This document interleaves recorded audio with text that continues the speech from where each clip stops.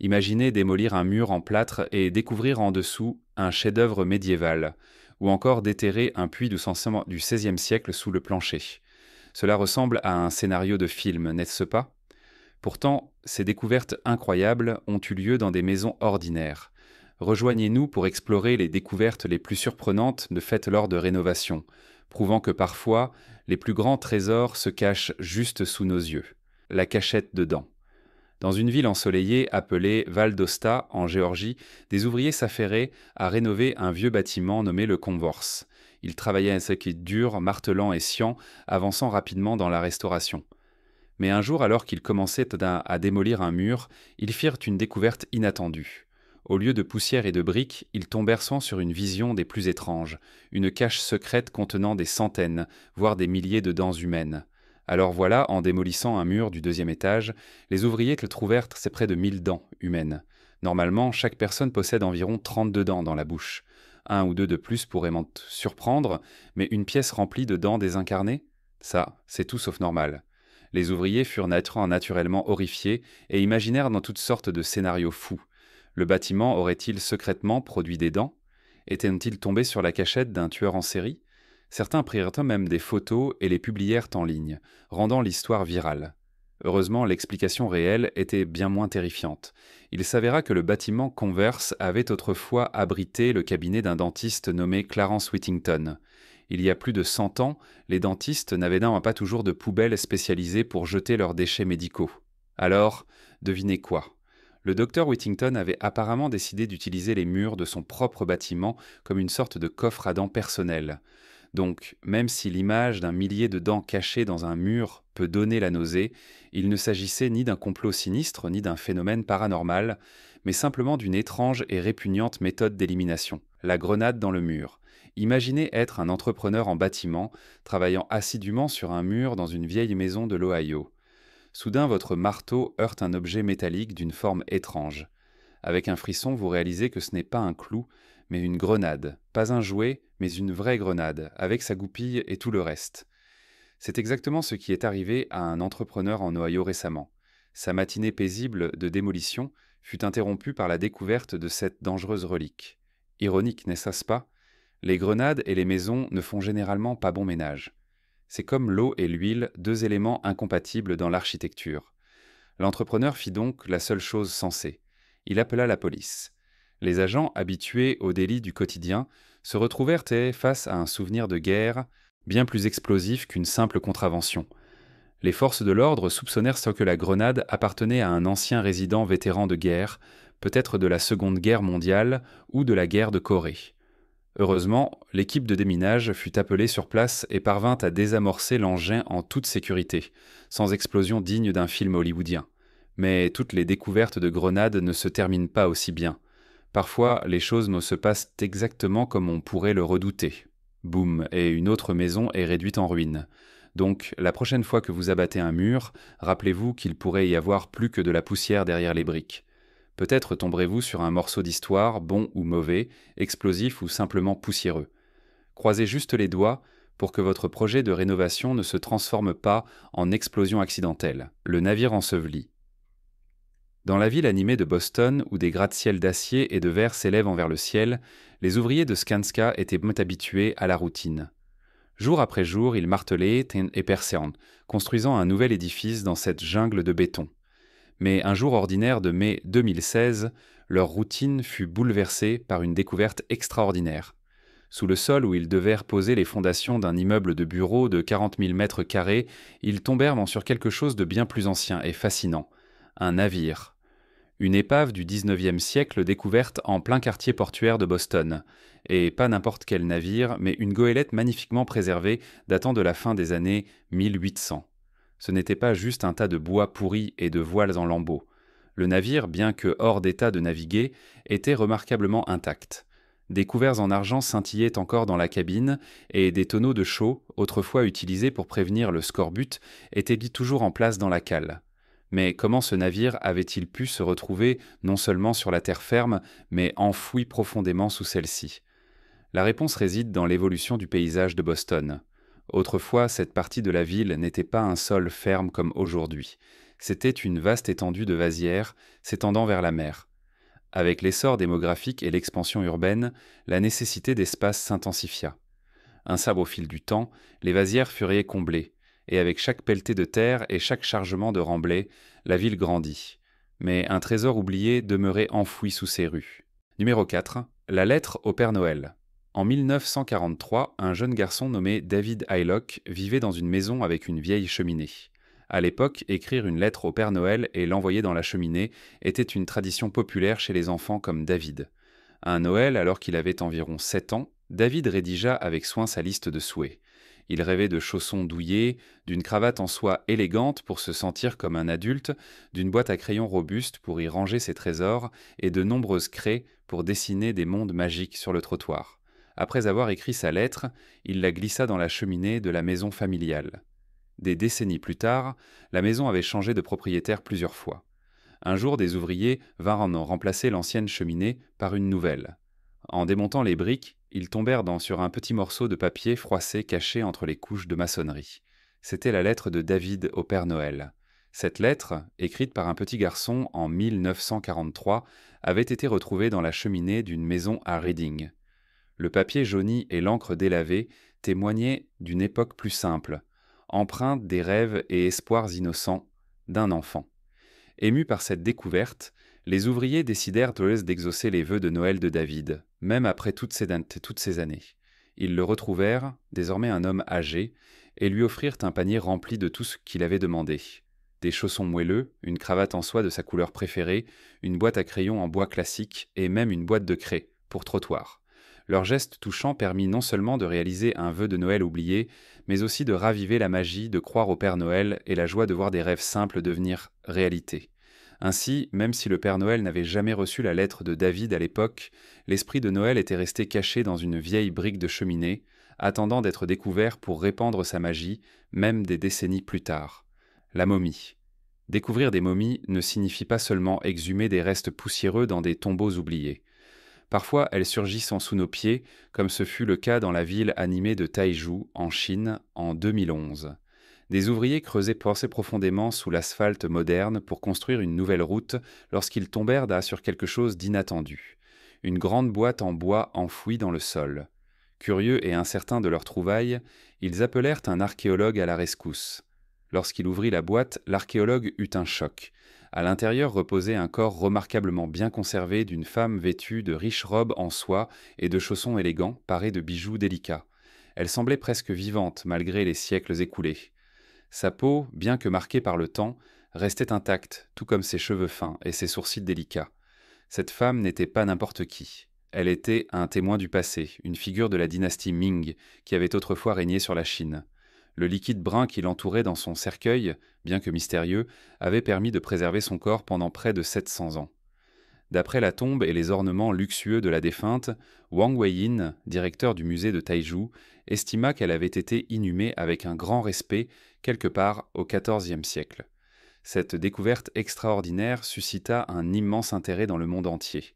Scientifiques et historiens furent émerveillés par l'état impeccable de la momie, qui leur permit d'en apprendre davantage non seulement sur ses vêtements et possessions, mais aussi sur les pratiques funéraires et des connaissances médicales de l'époque Ming, une bombe de la Seconde Guerre mondiale. L'ombre de la Seconde Guerre mondiale s'étend bien au-delà de ces 6 années de conflit, ressurgissant parfois de manière inattendue. Un rappel frappant de cette réalité eut lieu à Belgrade, en Serbie, en 2013, lorsque des ouvriers du bâtiment firent une découverte terrifiante, une bombe allemande d'une tonne datant de la guerre. Ce n'était pas un simple vestige, mais une véritable bombe à retardement, contenant un impressionnant stock de 620 kg d'explosifs. Les dégâts potentiels étaient qu'enfin colossaux, son rayon d'explosion aurait pu engloutir toute la zone de 400 mètres où elle était enterrée. L'annonce de cette découverte provoqua un véritable choc dans la ville. Les autorités évacuèrent immédiatement les environs, forçant 1200 habitants à quitter leur domicile. L'atmosphère était tendue, remplie d'incertitude et de peur. Pour manipuler cet engin dangereux, les experts construisirent un bunker spécial autour de la bombe afin de contenir l'explosion en cas de problème durant le processus de désamorçage. Heureusement, l'expertise de l'équipe de déminage porta ses fruits. Après des heures de travail méticuleux, ils réussirent à neutraliser la menace.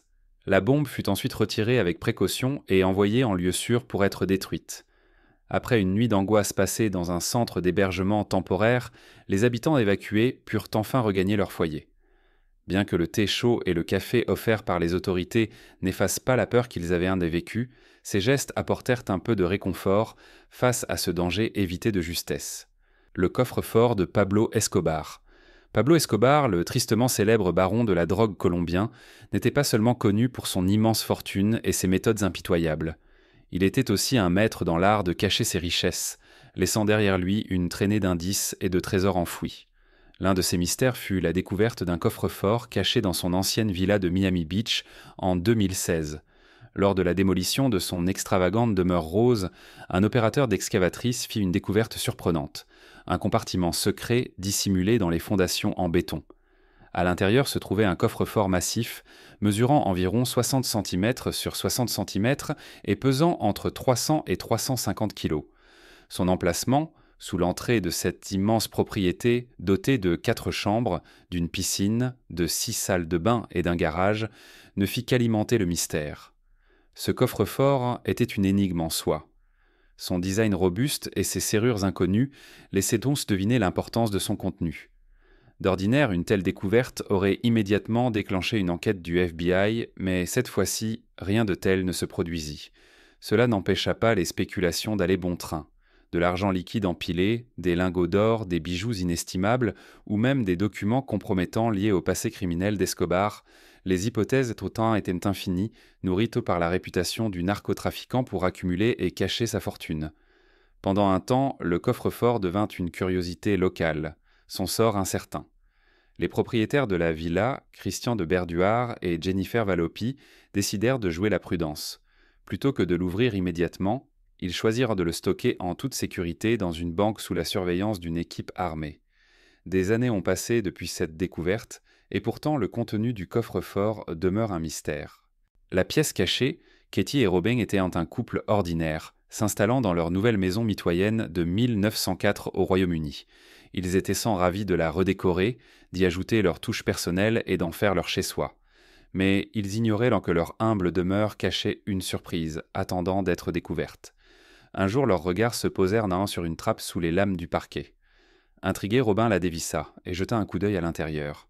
Ce qu'il découvrit n'était pas un simple vide sanitaire poussiéreux, mais un vaste sous-sol s'étendant sous tout leur double salon, une extension secrète restée enfouie pendant des décennies. La nouvelle de cette découverte extraordinaire se répandit rapidement sur les réseaux sociaux. Une courte vidéo montrant le sous-sol fraîchement découvert cumula plus d'un demi-million de vues, laissant les internautes stupéfaits et ravis pour le couple chanceux. Soudainement, le projet de rénovation de Katie et Robin prit une toute nouvelle dimension, remplie de possibilités et d'aventures inattendues. Ce sous-sol caché n'offrait pas seulement de l'espace supplémentaire, mais aussi une occasion unique de redonner vie à un lieu oublié du passé. Ainsi, alors que la plupart des cadeaux de pendaison de crémaillère se résument à des serviettes moelleuses ou des plantes en pot, Katie et Robin reçurent un présent bien plus spécial, une pièce secrète murmurant des histoires oubliées.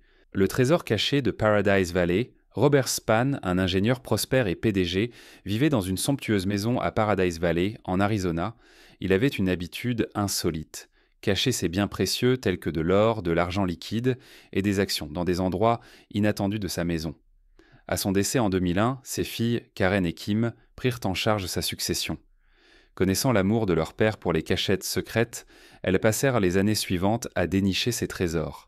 Des actions et obligations dissimulées dans des boîtes à munitions, des pièces d'or nichées dans des tiroirs et même des billets cachés dans des cadres photos. En 2008, les sœurs Spann décidèrent de vendre la maison. Serena Jennings et Clinton McCallum achetèrent la propriété et entreprirent immédiatement d'importants travaux de rénovation. Sans le savoir, ils allaient en tomber sur un véritable trésor. Lors des travaux, un ouvrier du nom de Kewin fit une découverte stupéfiante en abattant un mur de cuisine.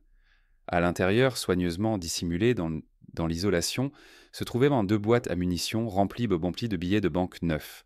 Ébahi, il poursuivit ses recherches et en trouva 2 autres cachés dans un mur de salle de bain.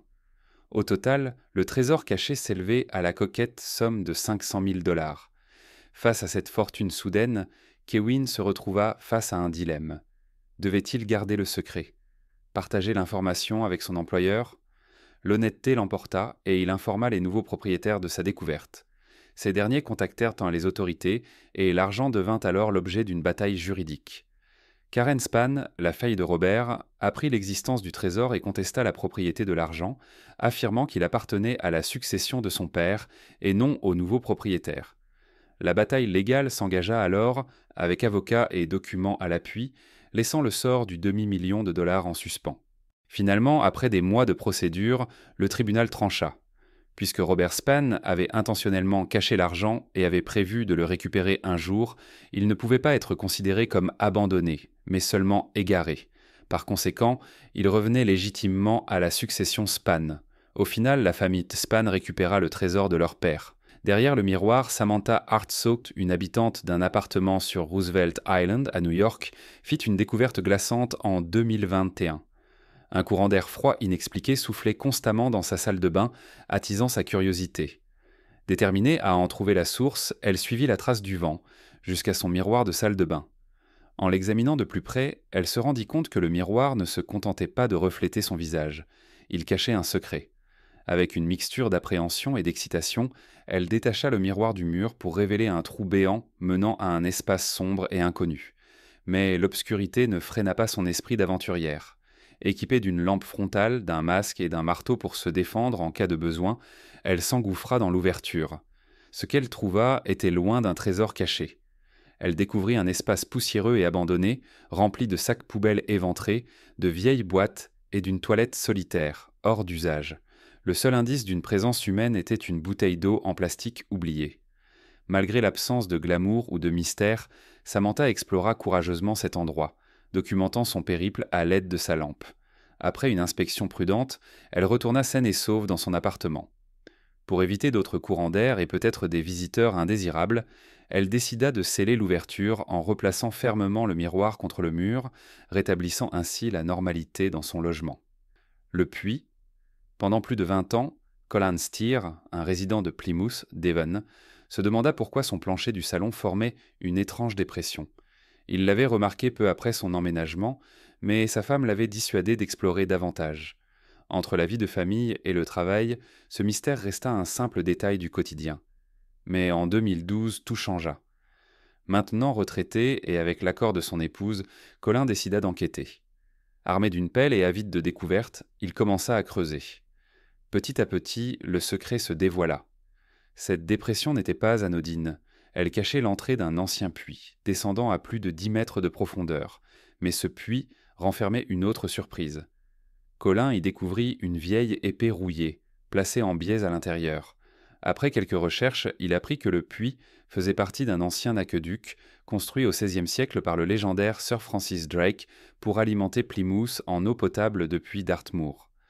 Fasciné par sa découverte, Colin eut l'impression d'avoir mis au jour un morceau d'histoire sous son propre salon. Mais son épouse, elle, n'était pas aussi enthousiaste. Elle n'aimait pas l'idée d'avoir un puits béant dans leur maison et s'inquiétait des risques de sécurité. Malgré ses réticences, Colin est déterminé à préserver le puits comme témoignage du passé. Fresque du passé, en 2005, la famille Asacona Ramirez entreprit une simple rénovation de leur maison coloniale à Chajul, au Guatemala. Ce qui commença comme un projet de routine se transforma rapidement en une incroyable découverte historique.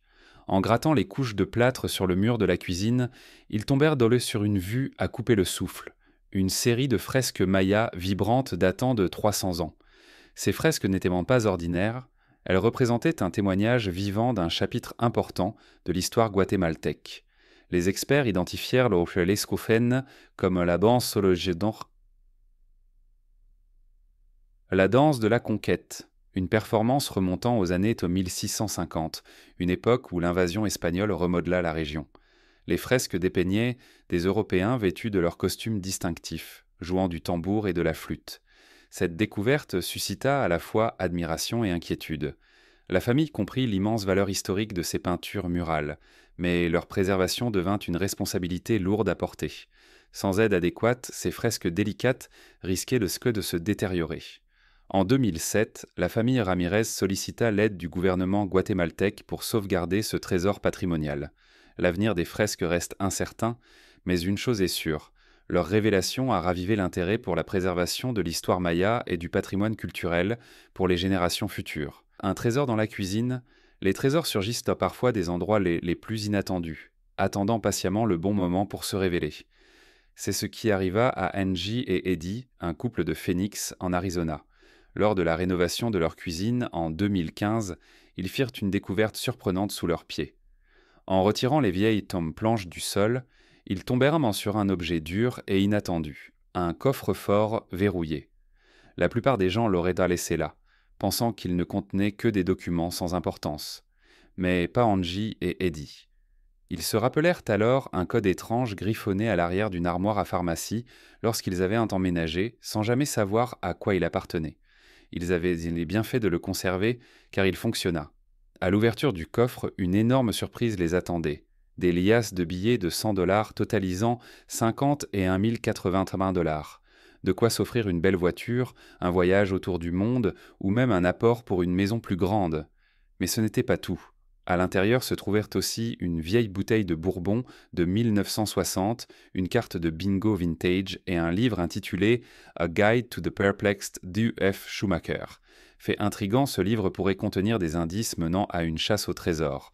Angie et Eddie n'ont pas révélé quels indices ils ont trouvés, mais ils sont impatients de suivre la piste. Qui sait? Peut-être que ce trésor caché n'était que le début d'une grande aventure, la chapelle secrète. Imaginez organiser une fête un vendredi saint et, au lieu de danser et de partager un gâteau, tomber sur un tunnel secret menant à une chapelle ancienne. C'est exactement ce qui arriva à la famille Farla en 2010, dans leur vieille maison victorienne du Shropshire, en Angleterre. Depuis des années, une grille en métallique au sol attisait leur curiosité. Finalement, lors d'une soirée et poussée par quelques verres de trop, Gareth, 20 ans, et son oncle Matthew, 25 ans, décidèrent d'enquêter. Ils soulevèrent de la grille et s'engouffrèrent dans l'ouverture étroite, découvrant une cave sombre et inquiétante. Mais ce n'était pas une cave ordinaire. C'était une chapelle secrète, humide et chargée d'histoire. Des journaux et magazines des années 1930 traînaient, çà et là, témoignant de son ancienneté. Sur les murs, des crochets rouillés intrigués, servaient-ils à suspendre de la viande ou à quelque chose de plus sinistre? Au centre, une vieille croix en bois confirmait la vocation religieuse du lieu. Les théories sur cette mystérieuse chapelle ne manquèrent pas. L'expert en histoire Richard Westwood Brooke suggéra qu'il s'agissait peut-être d'un priest hole, une cachette pour prêtres catholiques persécutés à une époque troublée. Une autre hypothèse était que la chapelle avait servi de bunker pendant la Seconde Guerre mondiale pour l'armée secrète de Churchill. Quelle que soit la vérité, une chose est sûre. La fête du Vendredi Saint de la famille Farla prit une tournure inattendue, transformant leur maison en un lieu chargé d'histoire et peut-être d'un soupçon de mystère. Un artiste trouve de l'argent. Caché dans sa nouvelle maison, Josh Farron, un artiste travaillant pour le journal Deseret News, emménagea dans une nouvelle maison en Utah en 2011. À peine quelques heures après son arrivée, en cherchant un bon emplacement pour ses outils dans son garage, il remarqua une petite ouverture dans le plafond. Curieux, Josh attrapa une échelle et grimpa pour voir ce qui se cachait là-haut. Il découvrit 8 boîtes de munitions poussiéreuses dissimulées dans le plafond. À l'intérieur, une incroyable surprise l'attendait. Des liasses de billets et des pièces de monnaie totalisant environ 45 000 $. Josh fut immédiatement pris d'inquiétude. D'où venait cet argent? Que devait-il en faire? Il referma les boîtes, les mit dans le coffre de sa voiture et appela sa femme pour lui parler de cette découverte insolite. Après quelques recherches, le couple apprit que l'ancien propriétaire de la maison, Arnold Bangertur, père de 6 enfants, était décédé. Déterminés à faire ce qui était de juste, ils retrouvèrent son fils et lui expliquèrent ce qu'ils avaient en trouvé. Sans hésitation, Josh et sa femme rendirent tout l'argent à la famille Bangertur. Leur geste d'honnêteté fit la une des journaux et toucha le cœur de nombreuses personnes. Cette histoire est une belle leçon. Même face à la tentation, il est toujours préférable de faire ce qui est juste.